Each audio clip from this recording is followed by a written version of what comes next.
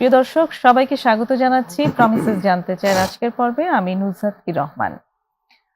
মানসিক সমস্যা এবং মানসিক রোগ এই দুইয়ের মাঝে বেশ পার্থক্য আছে। কখন সেটা মানসিক সমস্যা এবং কখন সেটি আসলে রোগ আকারে মানে রোগের আকার নিয়েছে, সেটি আমাদের বোঝার জন্য কিছু জ্ঞানের প্রয়োজন। প্রিয় দর্শক, আজকে আমরা এই জ্ঞানই জানবো একটি বিশেষ মানসিক রোগকে ঘিরে। স্কিজোফ্রেনিয়া এই নামটি আমরা জানি। আজ আমরা স্কিজোফ্রেনিয়া সম্পর্কে জানবো এবং এই রোগের লক্ষণ ও প্রতিকার এ সম্পর্কে বিস্তারিত জানবো ডাক্তার এ.কে.এম. খালিকুজ্জামানের কাছে। আপনাকে স্বাগতম। জি, কেমন আছেন? আছি। আপনি কেমন আছেন? জি, আমি ঈদ ভালো আছি। পরবর্তীতে সবাই বেশ আনন্দেই আছে। হ্যাঁ, ঈদও তো চলে গেল বেশ অনেকদিন। আ ঈদে একটা লম্বা ছুটি ছিল। একটা দীর্ঘ সময়ের সবাই বেশ ছুটিও ছিল। আনন্দের সাথে তার বাড়িতে নিজ গ্রামে ঈদ করে আসলো। জি। আমরাও যারা ঢাকায় ছিলাম বেশ আনন্দে স্বাচ্ছন্দ্যে ঈদ করেছি। হুম, ভালোই লাগছে। এই বিরতিগুলো আসলে আমাদের জন্য দরকার প্রয়োজন আছে। আছে আমাদের মানসিক স্বাস্থ্য, স্বাস্থ্যের জন্য। সেগুলোর মানসিক উন্নয়ন, প্রশান্তি হ্যাঁ, এবং সেগুলো ব্যবস্থাপনার জন্য, প্রশান্তির ব্যবস্থাপনা, ব্যবস্থাপনার জন্য প্রয়োজন সেটার জন্য আছে। আমাদের ভীষণ দরকার। তো এই যে মানসিক সমস্যা এবং মানসিক রোগের মাঝে যে একটা বিশাল পার্থক্য আছে, সেই জায়গাটা দিয়ে যদি আমরা শুরু করি এবং তারপর যদি আমরা স্কিজোফ্রেনিয়া সম্পর্কে আপনার কাছে জানতে পারি। আসলে মানসিক সমস্যা আর মানসিক রোগ বলা যায় যে একটি আরেকটির পরবর্তী ধাপ। আচ্ছা। মানসিক সমস্যা মানুষের এরকম হতে পারে, হয়তো কারো সাডেন একটা অ্যাংজাইটি ডেভেলপ করতে পারে। দুশ্চিন্তা, উদ্বিগ্নতা বা কোনো রকমের বিষণ্ণতা যেমন ডিপ্রেশন, সেটা কিন্তু বিভিন্ন রকম সমস্যা থেকে সৃষ্টি হয়। পারিপার্শ্বিক সমস্যা, সাইকোসোশ্যাল ফ্যাক্টরস বা আর্থসামাজিক অবস্থা, মনোসামাজিক অবস্থা থেকে বিভিন্ন রকম মানুষের স্ট্রেস, অ্যাংজাইটি, ডিপ্রেশন এগুলো তৈরি হতে পারে। আচ্ছা, জি। এগুলো আমরা একটা পর্যায়ে সমস্যাকে যখন অতিরিক্ত একটা পর্যায়ে চলে যায়, যেমন অ্যাংজাইটি ইজ গুড, ভালো। কিন্তু যখন এক্সেস অ্যাংজাইটি হবে, অ্যাংজাইটির মাত্রা অনেক বেশি হবে, হুম, তখন এটা ডিসঅর্ডার। আচ্ছা, অ্যাংজাইটি দরকার আছে। জি। অ্যাংজাইটি না থাকলে তো স্টুডেন্ট পড়াশোনা করবে না, হুম। পরীক্ষার জন্য প্রিপারেশন নেবে না। একটা মিনিমাম একটা লেভেলের মিনিমাম লেভেলে এনক্সাইটি অ্যাংজাইটি সবারই না দরকার থাকলে আছে। নিয়মিত অফিস টাইমে অফিসে যাবে না হুম, বা তার অ্যাসাইনমেন্ট গুলো সে করবে না। হুম, অ্যাংজাইটির প্রয়োজন আছে। আবার অ্যাংজাইটি একদমই নাই, এটাও একটা সমস্যা। হুম। Normal anxiety, this is normal. Over anxiety এটা আরেকটা সমস্যা। তো আচ্ছা। সেজন্য এনক্সাইটি থাকতে হবে, কিন্তু যখন এটা এক্সেস লেভেলে চলে যায় এবং এটা সাস্টেইন পিরিয়ড, বেশ কিছুদিন এটা সমস্যাটা রয়েই যায়, তখন আমরা এটাকে ডিসঅর্ডার বলি। যেমন আচ্ছা। ডিপ্রেশন থাকতে পারে। হঠাৎ হুম, যদি বাড়িতে কেউ মারা যায় হুম, বা পরিবারের কারো যদি দুঃসংবাদ আসে, সেখানে কিন্তু একটা ডিপ্রেশন বা অ্যাংজাইটি ডেভেলপড হয়। হুম, হুম। কিন্তু এই ডিপ্রেশনটা যদি সেলফ লিমিটিং, কিছুদিন পরে আবার নরমাল হয়ে আসে। যদি এটা সাস্টেইন করে ২ সপ্তাহের বেশি, তাহলে এটা কিন্তু ডিপ্রেসিভ ডিসঅর্ডার বা মেজর ডিপ্রেসিভ ডিসঅর্ডারে চলে যাচ্ছে। আচ্ছা। সেরকমভাবে মানসিক সমস্যাটা মানুষের কিছুদিন থাকবে, এটা আবার পরবর্তীতে স্বাভাবিক পর্যায়ে ফিরে আসতে পারে। হুম, কিন্তু যদি না চলে আসে, তাহলে কিন্তু এটা ডিসঅর্ডার বা রোগে পরিণত হয়। এইভাবে ওকে। আমরা বিষয়টাকে ব্যাখ্যা করতে পারি। চমৎকারভাবে আপনি পার্থক্যটা বুঝিয়ে বললেন যে সমস্যা আসলে থাকতেই পারে এবং থাকতেই পারে। প্রত্যেকটি অনুভূতি বা আবেগ প্রত্যেকটি আসলে সকলের স্বাভাবিক আবেগ। সেটা হুম, উদ্বেগ হুম। হোক, উৎকণ্ঠা হোক, ভয় হোক বা আম হতাশা হোক, বিষণ্ণতা হোক, সবটাই প্রত্যেকের স্বাভাবিক আবেগ। আবেগ যেকোনো ঘটনায় কেউ বিষণ্ণ হতে পারে, তার উদ্বেগ হতে পারে, তার ভয় হতে পারে, তার দুশ্চিন্তা হতে পারে। হতে পারে। কিন্তু খানিকক্ষণ পরে সে আসলে আবার ফিরে আসবে ফিরে তার আসবে। স্বাভাবিক ইকুইলিব্রিয়াম যেটাকে বলে, তার স্বাভাবিক ভারসাম্যের মধ্যে সে আবার ফিরে আসবে। কিন্তু যদি এটা না হয়, যদি সে ফিরে আসতে না পারে, তার মানে তার ভেতরে কোনো না কোনো মানসিক রোগ দানা বাঁধার চেষ্টা করছে। চেষ্টা করছে এবং একটা পর্যায়ে রোগ হয়েই যায়। সেটা হয়তো হয়েই যায়। তখন আমরা বলতে পারি যে এটা সাইকিয়াট্রিক ডিসঅর্ডার অথবা হুম, মেন্টাল ডিসঅর্ডার বা মানসিক রোগের উৎপত্তি বা সৃষ্টি হয়েই গেছে। হুম, এইভাবে আমরা এটাকে ব্যাখ্যা করতে পারি। হুম। আজকের যে বিষয়বস্তু সিজোফ্রেনিয়া, জি। এটাও হচ্ছে কিন্তু আমাদের একটা মেজর মেন্টাল ডিসঅর্ডার। এই রোগটা কি, কি দেখে বুঝবো? এর লক্ষণ কি? এবং আরেকটা জিনিসও আমি জানতে চাই যে কি কারণে হয় প্রিভিলেন্স? এটা তো অনেকগুলো প্রশ্ন একসাথে চলে আসছে। জি। সিজোফ্রেনিয়া সম্পর্কে বলতে গেলে আমাদের একটা পর্বে সম্ভব না। এটা দীর্ঘ একটা অসুস্থতা যেটা অনেক দিন, যদি আমরা পর্ব চালিয়ে যাই কয়েকটা পর্ব দরকার আছে। জি। আসলে অতি সংক্ষেপে যদি বলতে হয়, আমরা বলবো না, যে আমরা একটু বিস্তারিতই শুনবো, আসলে আহ, সংক্ষেপে আপনার কাছ থেকে শুনবো না। ঠিক আছে, আমরা যতটুকু চেষ্টা করছি বলার জি। জন্য।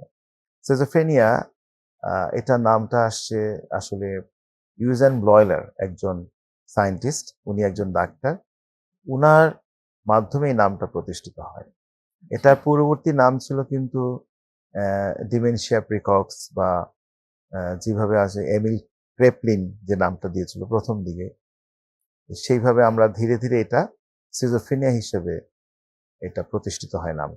আচ্ছা। এটা একটা ব্রেইন ডিসঅর্ডার, হুম। ব্রেইনের মস্তিষ্কের রোগ, এবং এটা একটা মানসিক রোগ। মনস্তাত্ত্বিক ভাবে এটা গুরুতর মানসিক রোগ বলতে পারি। হুম। আমরা অনেক জায়গায় শুনেছি, আমাদের সিনিয়র টিচার যারা ছিলেন আগে তারাও বলতেন এক পর্যায়ে যে এটা ক্যান্সার অফ দ্য মাইন্ড, যেটাকে আমরা বলতে পারি মনের ক্যান্সার সৃষ্টি হয় যদি সেই পর্যায়ে চলে যায়। যেমন আমরা অনেক সময় দেখি যে ওষুধ বা চিকিৎসায় সিজোফ্রেনিয়া খুব কম রেসপন্স করছে, ভালো হচ্ছে না, তখন আমরা এটাকে রেজিস্ট্যান্স সিজোফ্রেনিয়া বলতে পারি। তো যাই হোক, সিজোফ্রেনিয়া একটা গুরুতর মানসিক রোগ, এবং এই রোগটা যখন হয় তার পূর্ব থেকে কিছু লক্ষণ আমরা বুঝতে পারি। যেমন? যেমন আমরা সিজোফ্রেনিয়াতে যদি ভাগ করি তাহলে দেখব যে কিছু প্রোড্রোমাল স্টেজ আছে। হুম। প্রোড্রোমাল স্টেজের পরে অ্যাকিউট ফেজ আসতে পারে, হুম। এরপরে রেসিডুয়াল ফেজ হতে পারে। বেশ কিছু ধাপে ধাপে এই রোগটার লক্ষণটা প্রকাশ পাচ্ছে। আচ্ছা, আচ্ছা। কখনো আবার অ্যাকিউট বা ক্রনিক দুইভাবে নাম দিতে পারি, অ্যাকিউট সিজোফ্রেনিয়া, ক্রনিক সিজোফ্রেনিয়া। হুম। এছাড়া আগেও ছিল টাইপ 1 সিজোফ্রেনিয়া, টাইপ 2 সিজোফ্রেনিয়া। হুম। এখন সিজোফ্রেনিয়া যদি আমরা মূলত বলতে চাই, তাহলে এটা আমাদের ইমোশন, আবেগ, আমাদের অনুভূতি, কগনিশন, আমাদের পারসেপশন, আমাদের চিন্তা ভাবনাগুলো বোঝার যে চেষ্টা, আমাদের মানে সক্রিয় অনুভূতিগুলো, হুম। সেগুলোকে আমরা বুঝতে পারা, অথবা আমাদের বিহেভিয়ার, হুম। ব্যবহারের যে সমস্যাগুলো, এটাকে সামগ্রিকভাবে আমরা বলবো যখন ব্যতিক্রম দেখা যায়, বাস্তবের সাথে মিল হচ্ছে না, বা পরিবারের মধ্যে একজন ব্যক্তি তার অদ্ভুত কিছু আচরণ শুরু হয়েছে, তার আবেগ অনুভূতিগুলো আমাদের স্বাভাবিক জীবনের সাথে বা পরিবারের অন্যান্য মানুষের সাথে মিল হচ্ছে না। বেশ কিছু কথা বলে, যে কথাগুলো আসলে বোঝা যাচ্ছে যে আহ, আমরা যেটাকে বলি অবান্তর অথবা অপ্রাসঙ্গিক, আচ্ছা। যেগুলো প্রয়োজন নেই। তার ঘুমও কম হচ্ছে অথবা ঘুম বেশিও হচ্ছে। এছাড়া সে মাঝে মাঝে ফিস ফিস করে কথা বলে, একা একা কথা বলে, একা একা কোনো কিছু শুনতে পায়, সে একা একা হাসতে চেষ্টা করে, এবং এটা কিন্তু অ্যাপারেন্ট কোনো রিজন নাই, কোনো সঠিক কোনো ব্যাখ্যা বা কোনো কারণ ছাড়াই তার এই ব্যবহারগুলো আমরা দেখতে পাই। তার পারসেপচুয়াল বা তার যে সংবেদন অনুভূতিগুলো আছে, এই অনুভূতিগুলির মধ্যে বেশ কিছু পরিবর্তন দেখা যায়। যেমন সে বললাম যেটা, যে কথা বলে, একা একা হাসে, একা একা, অথবা সে শরীরে হাত দিচ্ছে কোথাও, মনে হচ্ছে যে সে এটাকে কোনো কিছু ফিল করছে, আসলে কিছুই দেখা যাচ্ছে না। আচ্ছা। অথবা সে হঠাৎ করে চিৎকার দিয়ে উঠতে পারে যে আমি এটা দেখতে পাচ্ছি, এরকম কিছু দেখা যাচ্ছে। শুধু সে একাই দেখে, অন্য কেউ আর দেখে না। হুম।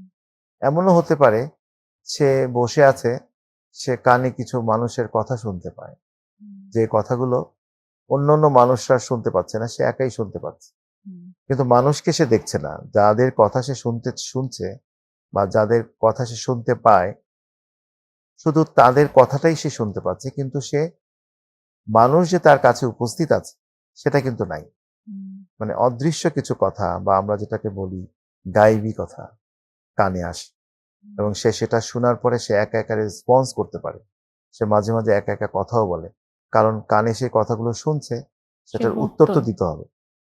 সে উত্তর দিতে গিয়ে তখন দেখা যায় যে সে একা একা কথা বলছে, একা একা হুম। হাসছে। হুম।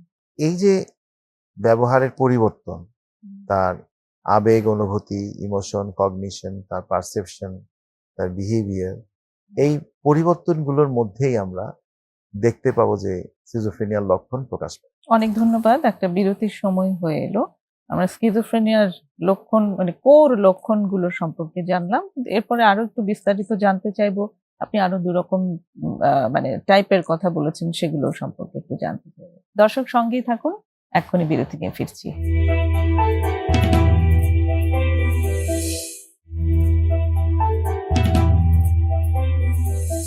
ফিরে এসেছি বিরতি নিয়ে প্রমিসেস জানতে চাই।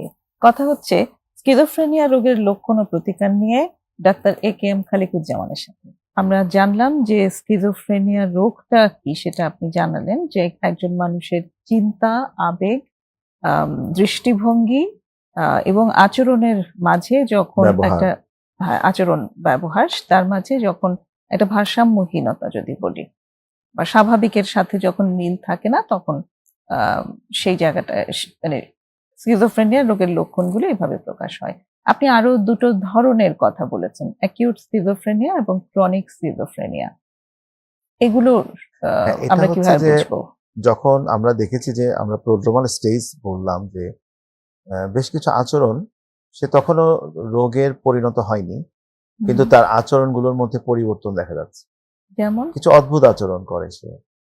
হয়তো সে চুপ করে বসে আছে, কথা বলছে, বা হঠাৎ করে হেঁটে গিয়ে সে এমন একটা প্রশ্ন করলো যে প্রশ্নটা অবাস্তব, আচ্ছা। বা আমাদের স্বাভাবিক কথোপকথনের সাথে মিলছে না, এমন আচরণ তার দেখা যেতে পারে। অথবা সে কোথাও গিয়ে একা একা বসে আছে, সে খাবার সময় খেতে আসছে না, সে পরিবারের সবার সাথে কথা বলতে আসছে না, সে একা একা বসে থাকতে পছন্দ করে। এই পরিবর্তনগুলো বা আচরণগুলো দেখা যায়। হুম, হুম।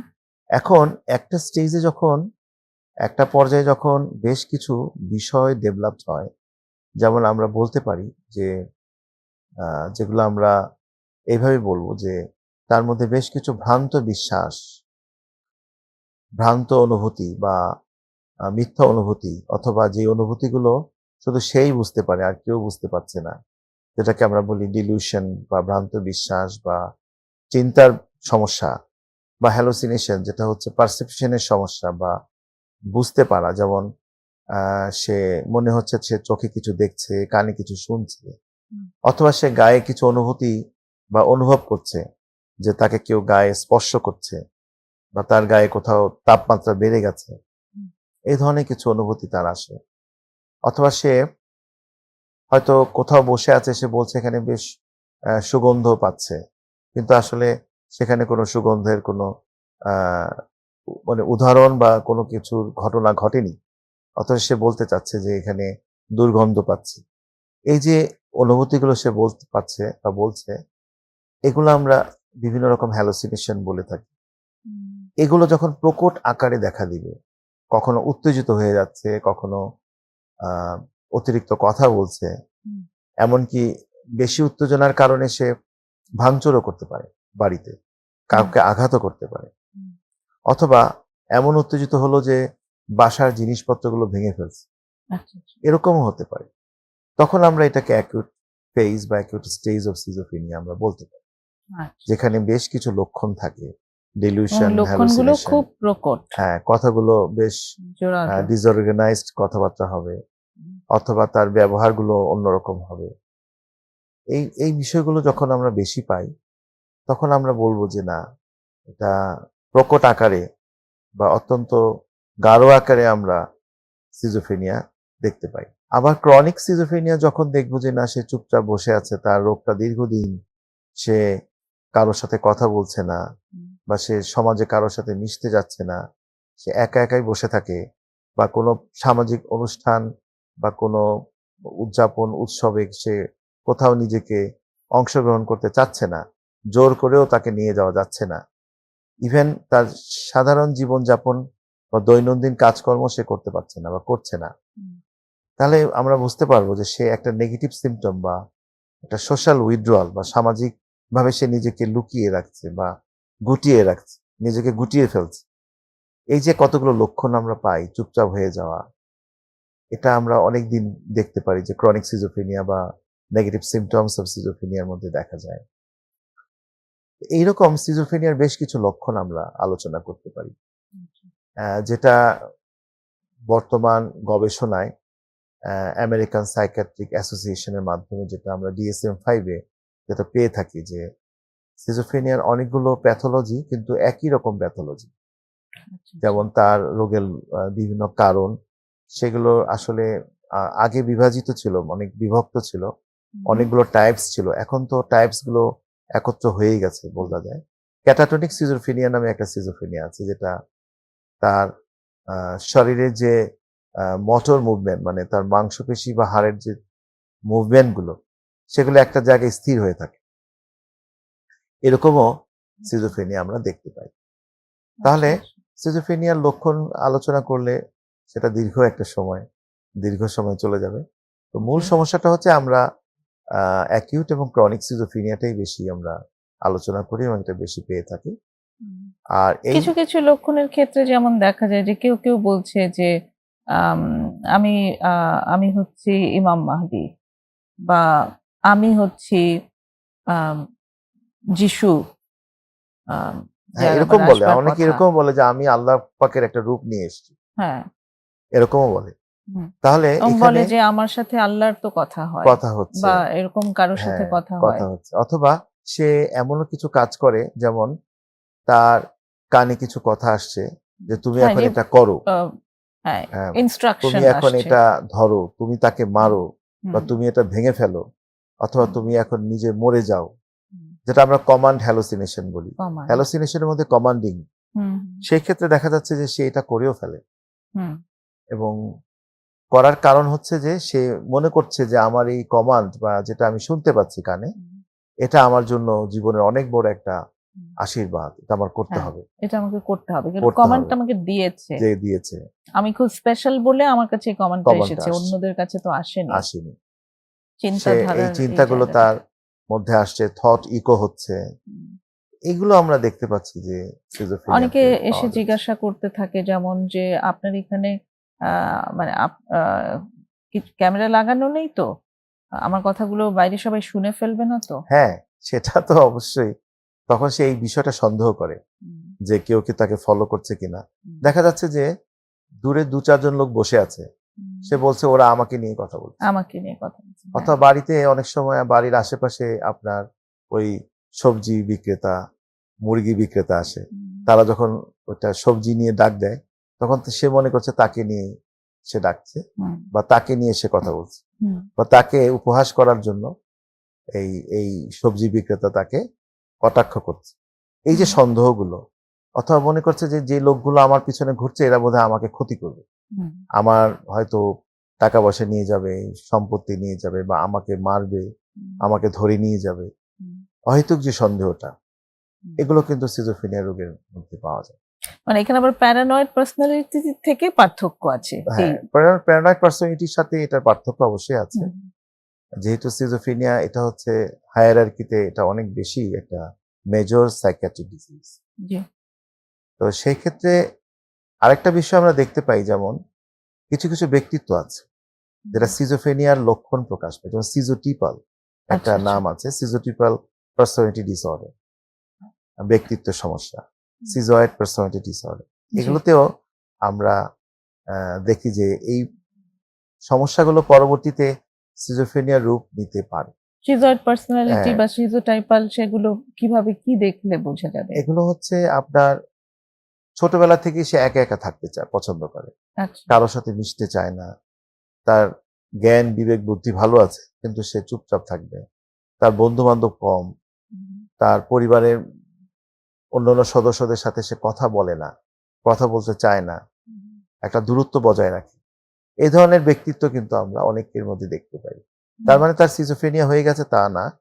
কিন্তু একটা পর্যায়ে কিন্তু সে যদি চিকিৎসা আওতায় না থাকে বা তাহলে দেখা যাচ্ছে যে তার এই সিজোফ্রেনিয়ার ডিজিজটা ডেভেলপ হতে পারে। হুম, অনেক সময় হতে পারে। আচ্ছা, আবার অনেক সময় দেখা যায় সূচিবাই লক্ষণ নিয়েও কিন্তু আমরা সিজোফ্রেনিয়া ধরতে পারি। আচ্ছা, আচ্ছা। দেখা যাচ্ছে তার মধ্যে সূচিবাই দ্যাট ইজ আমরা বলি অবসেশন হুম, হুম, হুম, বা আমরা এটাকে অবসেসিভ কম্পালসিভ ডিসঅর্ডার যেটা আমরা বলি যে হুম, অতিরিক্ত সূচিবাই থেকে সে অতিরিক্ত একটা কাজ বারবার করছে। হুম, সে চিন্তার মধ্যেই পড়ে গেছে। এখানে বেশ কিছু সময় অনেক সময় দেখা যায় যে সেটা ক্লিন ওসিডি, কিন্তু অনেক সময় ওসিডি লক্ষণগুলো এমন একটা পর্যায়ে চলে যায়, তখন ওইখান থেকে সিজোফ্রেনিয়ার লক্ষণ শুরু হয়। ও এটাও আমরা দেখতে পাই। হুম, হুম, হুম। এবং মানে অন্য রোগের সাথে সাথে চলে আসতে পারে। চলে আসতে পারে। ওকে, অনেক ধন্যবাদ। আমরা আরেকটু এরপরে একটু শুনতে চাইবো যে কি কারণে আসলে এই স্কিজোফ্রেনিয়ার মতো রোগ ট্রিগার হয়। আরেকটা বিরতি নেব আমরা এখন। দর্শক সঙ্গেই থাকুন, আরেকটা বিরতি নিয়ে ফিরছি।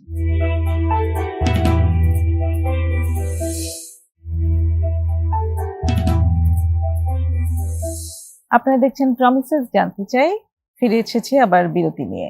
কথা হচ্ছে সাইকিয়াট্রিস্ট ডাক্তার AKM খালিকুজ্জামানের সাথে স্কিজোফ্রেনিয়া রোগের লক্ষণ ও এর প্রতিকার এই বিষয়ের উপর। ডক্টর, এবার আমরা জানতে চাই কি কারণে স্কিজোফ্রেনিয়ার মতো একটি রোগ ডেভেলপ করে। আমরা জানি যে যেকোনো রোগের পিছনে বেশ কিছু কারণ থাকতে পারে। জি। তো সিজোফ্রেনিয়া রোগ হওয়ার পূর্বে এর কিছু বিশেষ কারণ অবশ্যই আছে। আমরা একটা কারণ বলবো যে প্রথমে যে এটা তো নিউরো ডেভেলপমেন্টাল একটা ডিসঅর্ডার বলা যায় না, কিন্তু নিউরো ডেভেলপমেন্টাল ডিসঅর্ডারের সাথে এর কিছু মিল আছে, যেটা আমরা অনেক গবেষণায় পাই। আচ্ছা, আচ্ছা। পরবর্তীতে দেখা যাচ্ছে যে আমাদের মস্তিষ্কে বা ব্রেইনে বেশ কিছু নিউরোট্রান্সমিটার বা কিছু হরমোন আছে, যেগুলো ব্রেইন হরমোন, নিউরোট্রান্সমিটার। এই হরমোনের মধ্যে আমাদের মোস্ট ইম্পর্টেন্ট একটা হরমোন হচ্ছে ডোপামিন। এই ডোপামিন হরমোনের যদি পরিমাণ বেড়ে যায় বা আধিক্য হয়ে যায়, বা তার কনসেন্ট্রেশন পরিমাণ বেড়ে গেল ডোপামিন, তাহলে তার আচরণ, চিন্তা, চেতনা, তার কথা, তার চলাফেরা, তার ব্যবহার সবকিছুর মধ্যে পরিবর্তন দেখা যাচ্ছে। কখনো সে অতি আধিক্য হয়ে যাচ্ছে, অতি উৎসাহিত হয়ে যাচ্ছে, বেশি কথা বলছে, উত্তেজিত হয়ে যাচ্ছে। কখনো সে এমন কথা বলছে যে এই কথাগুলোর কোনো বিশ্লেষণ হয় না, বা এই কথাগুলো মানানসই না, প্রাসঙ্গিক না, পরিবেশের সাথে খাপ খাচ্ছে না, এমন ভাবে সে কথা বলছে।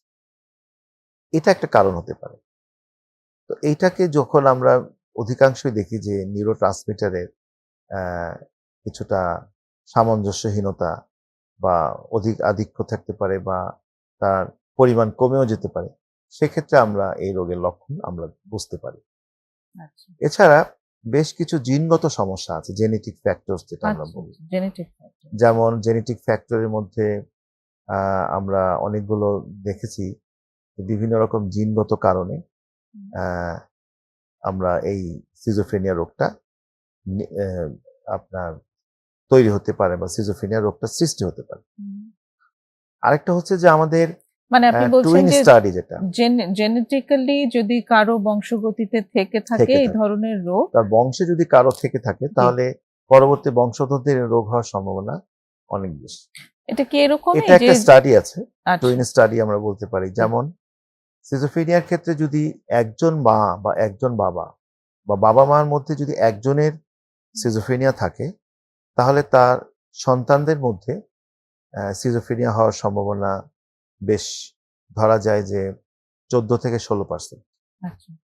আর যদি বাবা মা উভয়ই যদি অসুস্থ হয়, মানসিক অসুস্থ, সাইকোটিক প্রবলেম থাকে, তাহলে সেক্ষেত্রে পরবর্তী সন্তানদের মধ্যে 47-50% মতো সম্ভাবনা। হ্যাঁ হতে পারে। অর্থাৎ দুজন শিশু হলে, দুজন সন্তান হলে একজন সিজোফ্রেনিয়া ডেভেলপ হওয়ার সম্ভাবনা খুব বেশি।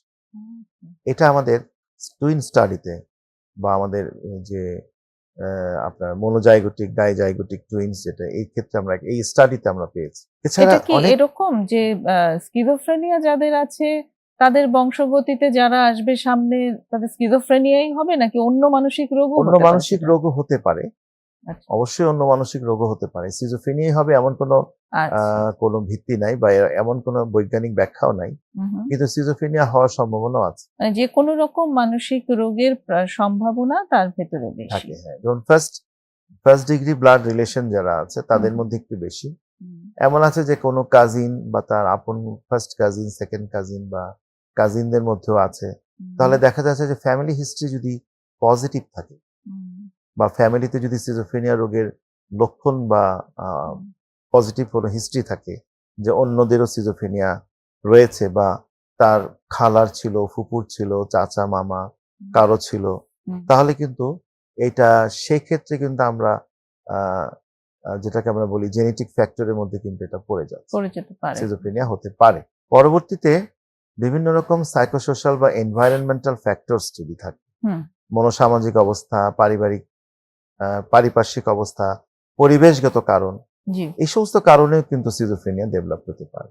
হুম শিশুকাল থেকেও দেখা যাচ্ছে একটা বাচ্চা বা একটা শিশু তার যত্ন হচ্ছে না, বা তার খিঁচুনি রোগ আছে, বা অথবা তার ছোটকালে সে মাথায় আঘাত পেয়েছে, অথবা সে এমন একটা পরিবেশে বড় হচ্ছে যে পরিবেশটা অত্যন্ত বেশি ক্যাওটিক বা অত্যন্ত সমালোচিত একটা পরিবার, আচ্ছা বা আচ্ছা হাই আচ্ছা। এক্সপ্রেসড ইমোশন যদি আমরা বলি, যে অনেক বেশি আবেগ আপ্লুত পরিবার, যেখানে অল্পতেই হুম, অনেক বকাঝকা করা হচ্ছে, বা সেই পরিবারের মধ্যে সেই শিশুটির স্বাভাবিক বিকাশ হওয়ার মতো কোনো পরিবেশ নাই, হুম, সেক্ষেত্রেও কিন্তু শিশুটি ধীরে ধীরে তার মনোবৈকল্য বা মানসিকভাবে সে অসুস্থ হয়ে পড়তে পারে। এবং এটা সিজোফ্রেনিয়া ছাড়াও অন্য রোগ হতে পারে, সাইকিয়াট্রিক ডিজিজ আরো হতে পারে, ডিপ্রেশন হতে পারে, হুম, অ্যাংজাইটি ডিসঅর্ডার হতে পারে, হুম, কিন্তু সিজোফ্রেনিয়াও হতে পারে। হতে পারে। এটা আমাদের স্টাডি আছে হুম, যে এই আপনার এই ধরনের ফ্যামিলিতে কিরকম পরিমাণ সিজোফ্রেনিয়া ডেভেলপড হয়, হুম, সেই স্টাডিগুলোর রেজাল্টও আছে। হুম, সবকিছু মিলিয়ে আমরা বিভিন্ন কারণ সিজোফ্রেনিয়া আমরা কিছু সংক্ষেপে বললাম আর কি। কারণ এগুলো বলতে গেলে কয়েকটা পর্ব লাগবে। এত বিশাল একটা ডিজিজ সিজোফ্রেনিয়া, যে এই রোগটা আসলে অনেক আগে আমি দেখেছি যে মানসিক হাসপাতাল পাবনা যেটা ছিল, জি যখন ওখানে চাকরি করেছি বা পোস্টিং ছিল যখন, হুম, তখন দেখতাম যে ওখানে বেশ কিছু রুম আছে, যে রুমগুলো এখন গেলে মনে হয় ভুতুড়ে রুম, মানে ওখানে এখন মানুষ যায় না এরকম।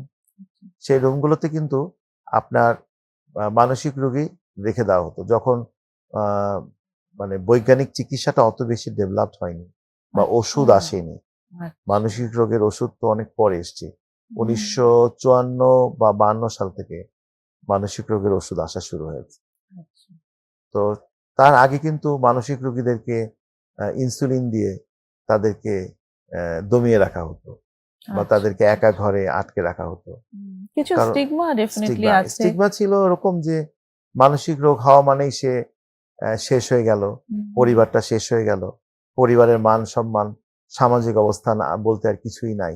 কিন্তু এগুলো কিন্তু এখন একদমই নাই, একদমই নাই।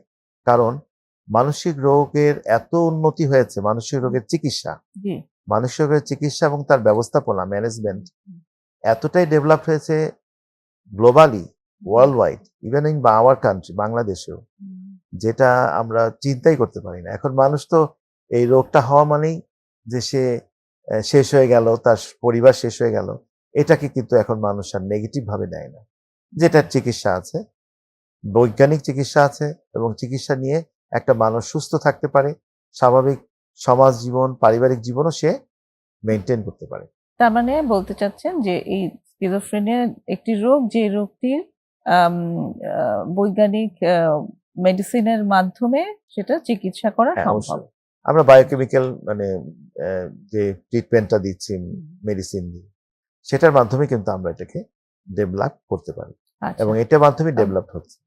আরেকটু যদি জেনে নেই, যেহেতু আপনি একজন সাইকিয়াট্রিস্ট, আপনি প্র্যাকটিশনার, অবশ্যই এখন মানসিক রোগ সম্পর্কে অনেক সচেতনতা বেড়েছে। অনেকেই এটাকে আর অসম্মানজনক মনে করে না, কিন্তু তার মধ্যে থেকেও আপনার এক্সপিরিয়েন্স থেকে যদি একটু জানতে চাই যে কত শতাংশ রোগীরা এখনো আহ, চিকিৎসা নিতে আসে। হ্যাঁ, এটা আমাদের আরো গবেষণা আছে। বিশেষ করে 2019 সালে আমাদের জাতীয় পর্যায়ে একটা গবেষণা হয়েছিল। হুম, সেখানে আমাদের মানসিক রোগের কি পরিমাণ মানসিক রোগ আছে জনসংখ্যার তুলনায়, জি সেটা আমরা পেয়েছিলাম 16.8%। হুম হুম তার মধ্যে গুরুতর মানসিক রোগ যেটা সিজোফ্রেনিয়া, সেটা হুম আমরা পেয়েছিলাম 1.1%। হুম হুম। এরকম পেয়েছিলাম, 1.1%। তো আরো সচেতন হওয়ার হওয়া খুবই প্রয়োজন। প্রয়োজন। যেহেতু আপনি বলছেন যে এটা একটা বৈজ্ঞানিক আম অবশ্যই, হ্যাঁ। রোগ, এবং হচ্ছে বৈজ্ঞানিক ভাবে এটার চিকিৎসা করা সম্ভব। চিকিৎসায় রোগটি ভালো করা ভালো হচ্ছে। সম্ভব। তাহলে লেগে থাকাটা খুব এখানে ইম্পোর্টেন্ট। আমার আরেকটা আরেকটা আরেকটা বিরতির আচ্ছা, সময় আচ্ছা। হয়ে এসছে আমাদের। তারপরে এসে আমরা শুনছি। দর্শক, আরেকটা বিরতি নেব। সঙ্গেই থাকবেন আশা করি।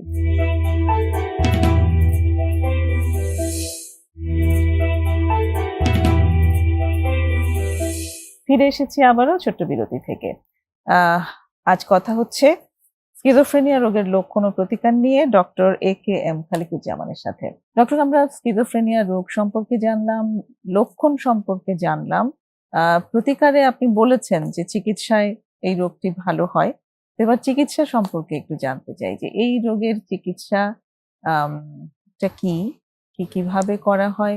কখন বুঝতে হবে যে তার চিকিৎসা লাগবেই? সিজোফ্রেনিয়া যখন আমরা ডায়াগনোসিস করতে পারবো যে এটা মানে সিজোফ্রেনিয়া রোগের আচরণ, তার অনুভূতি, তার আবেগ, তার মানে যেই বিষয়গুলো আমরা বলি তার ইমোশন এবং তার কগনিশন যেটা, তার চিন্তা, চেতনা, এগুলোর মধ্যে পরিবর্তন হলে তো আমরা বুঝে যাব যে তার মধ্যে একটা ব্যতিক্রম মানুষ হিসেবে সে তৈরি হচ্ছে এবং সেটা আমরা দেখতেই পারবো। তা এটা আমাদের যে বই, আমাদের যে স্টাডির মধ্যে যে বিষয়গুলো আসছে গবেষণাতে বা আমেরিকান সাইকিয়াট্রিক অ্যাসোসিয়েশনের যে ক্রাইটেরিয়াটা আছে যে 6 মাস যদি এগুলো থাকে, 6 মান্থ, তখন আমরা এটাকে স্ট্যাবলিশ করব যে এটা সিজোফ্রেনিয়া। লক্ষণগুলো 6 মাস থাকতে হবে। বা আমাদের যেটা আরেকটা আছে যে ইউরোপিয়ান ভার্সন ICD-11 বা ICD-10 যেটা চলে গেল, সেটা ICD-10 এ আছে 1 মাস এই লক্ষণগুলো যদি থাকে। আর আমরা DSM-5 যেটা বলি সেটা হচ্ছে 6 মাস, 6 মান্থ। তাহলে আমরা বলবো এটা সিজোফ্রেনিয়া স্ট্যাবলিশড হয়েছে, যে তার ডায়াগনোসিস আমরা করে ফেললাম যে সে সিজোফ্রেনিয়ার রোগী। আচ্ছা। এখন আমাদের চিকিৎসায় আসতে হবে। আমাদের চিকিৎসার প্রথমে ধরে নিতে হবে যে তার এই চিকিৎসার মধ্যে আমাদের ফার্স্ট স্টেজ হচ্ছে মেডিকেশন বা বায়োকেমিক্যাল ট্রিটমেন্ট। আচ্ছা। এবং এইটাকে আমাদের এস্টাবলিশ করতে হবে। এই বায়োকেমিক্যাল ট্রিটমেন্টের মধ্যে যদি দেখি যে না, পেশেন্ট বা রোগী তার ঠিকমতো চিকিৎসা নিচ্ছে না, ওষুধ খাচ্ছে না, বাসাতে ওষুধ খাওয়া নিয়ে বেশ মানে হুলস্থুল অবস্থা হয়ে যায়, বা বাবা মা হয়তো খাওয়াতে পারছে না, সেক্ষেত্রে কিন্তু ভর্তিটা অনিবার্য, হসপিটালাইজেশন। কারণ আমরা জানি যে সাইকিয়াট্রিক ডিজিজের মধ্যে মেজর মেন্টাল ডিসঅর্ডার এই সিজোফ্রেনিয়া যদি আনট্রিটেড বা যেটাকে আমরা বলি যে চিকিৎসা না থাকে, চিকিৎসার আওতায় যদি সে না থাকে, তাহলে কি হবে, রোগী যে কোনো সময় একটা দুর্ঘটনা ঘটাতে পারে। আইদার সে আত্মহত্যা করতে পারে, কারণ এই ক্ষেত্রে সুইসাইডাল রেটও কিন্তু মোটামুটি সিজোফ্রেনিয়াতে হাই, অথবা সে অন্য কিছু করতে পারে। সেই জন্য আমাদের অন্য কারো হার্মও তো সে করতে পারে। সেই জন্য চিকিৎসা আমাদের চালাতেই হবে, এটার কোনো বিকল্প নাই, নো ওয়ে, অল্টারনেট কিছুই করা যাবে না। আমাদের মেডিকেশন ট্রিটমেন্টটা মাস্ট স্টার্ট করতে হবে ইমিডিয়েট। আচ্ছা। সেক্ষেত্রে আমরা আমাদের বর্তমানে যথেষ্ট বৈজ্ঞানিকভাবে যথেষ্ট নতুন ওষুধ এসছে এবং অনেক ব্র্যান্ডের মেডিসিন এসছে, অনেক অ্যান্টিসাইকোটিক্স এর মধ্যে অনেক ভালো ভালো ওষুধ এসছে, যেটা আমরা এখন তার সুফল এখন সবাই পাচ্ছে। এটার পরবর্তীতে যদি সে মোটামুটি একটা ভালো পর্যায়ে যায়, যেমন আমরা এটা বলতে পারি যে 33% পেশেন্ট কিন্তু একদম ভালো হয়। 33% এর মধ্যে ফ্ল্যাকচুয়েটিং, মানে কখনো অসুস্থতা আসে, কখনো যায়। আর 33% রোগীর মধ্যে আমরা দেখতে পাচ্ছি যে সিজোফ্রেনিয়ার রোগের লক্ষণটা থেকেই যায়। এটা একটা ক্রনিক বা কন্টিনিউয়াস পেয়ে থাকি। আবার রুল অফ 25ও আছে, 25% একদম ভালো হয়ে যায়, 25% ওষুধ খেয়ে অনেক ভালো থাকে, আবার 25% অসুস্থতার মধ্যে উঠানামা করে, বাকি 25% সহজে ভালো হয় না। তো যাই হোক, এই বিষয়ে স্টাডিগুলো আছে। কিসের উপরে আসলে নির্ভর করে এটা যে এই রোগীটি সুস্থ হয়ে যাবেন, নাকি এই রোগীটির ভিতরে আসলে লক্ষণগুলো সাস্টেইন করবে? এটা আমরা যখন দেখি যে তার চিন্তা ভাবনা, তার emotion, cognition, perception, behaviour, attitude এগুলো নর্মাল হয়ে গেছে এবং সে অ্যাক্টিভ হয়েছে, কর্মঠ হয়েছে, সে কাজ করছে, পড়াশোনা করছে, চাকরি করছে, ব্যবসা করছে, অথবা সে পরিবারের মধ্যে সবকিছুকে মেনটেন করে চলছে, তখন আমরা বুঝতে পারবো যে সে একটা অ্যাক্টিভ পারসন, সে তার জীবনে স্বাভাবিকভাবে সে সবকিছুকে মেনে নিয়েছে। আবার সে সিজোফ্রেনিয়া নিয়েই কিন্তু সে ভালো আছে, সিজোফ্রেনিয়া কিন্তু তার জীবন থেকে চলে যাবে না, কিন্তু এটাকে নিয়ে তার ভালো থাকতে হবে। আর এখানে আমি দুই ধরনের রোগী পেয়েছি। এক ধরনের রোগীদের মাঝে আমি দেখি যে তারা ফিল করতে পারে যে আচ্ছা, আমার যেটা মনে হচ্ছে এটা মনে হয় আসলে সত্যি না। আমি যেগুলো শুনতে পাচ্ছি এটা বোধহয় আসলে অবাস্তব। হ্যাঁ, একটা এই পর্যায়ে সে কিন্তু বুঝতে পারে হ্যাঁ, যে আমি কারো যেটা কারো শুনতে পাচ্ছি এগুলো আসলে সঠিক না। সঠিক না। সে কিন্তু পরবর্তীতে যখন সে ট্রিটমেন্টের আওতায় চলে আসে, হ্যাঁ, যখন সে মেডিকেশন শুরু করে, কিছুদিন পরে সে বলতে পারে যে আমার এই কানে কথাগুলো আগে আসতো এখন আর আসে না। এখন আর এবং এই আসে না। কথাগুলো সঠিক না। হুম, বা আমি যেটা চিন্তা করছি সেটাও ঠিক না। হুম, বা আমি চোখে অনেক কিছু দেখেছিলাম, এগুলো আসলে আ ভুল দেখেছি আসলে বা আমার কিন্তু অসুস্থ অবস্থায় দেখেছি।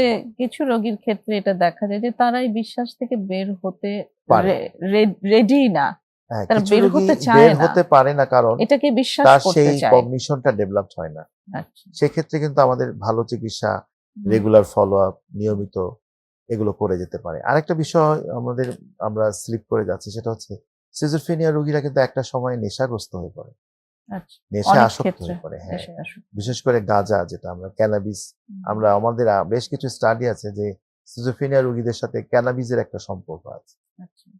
অনেক সময় ক্যানাবিস খেয়েও কিন্তু মানে মানসিক মাদকাসক্ত রোগী অসুস্থতা থেকেও কিন্তু সিজোফ্রেনিয়া ডেভেলপ হয়। যদি তার মধ্যে হুম, সিজোফ্রেনিয়ার লক্ষণ থেকে থাকে আগে থেকে, আচ্ছা, আচ্ছা। তাহলে সিজোফ্রেনিয়াটা ডেভেলপ হয়ে যেতে পারে। হুম, হুম, হুম, সেটাও আমাদের মাথায় রাখতে হবে যে মাদক নেশাও সিজোফ্রেনিয়া রোগীদের সাথে একটা পর্যায়ে হুম, ডেভেলপ মানে একটা সূত্রপাত আছে বা হুম। একটা সম্পর্ক আছে, মানে মাদক থেকেও স্কিজোফ্রেনিয়া শুরু হতে পারে। হতে পারে।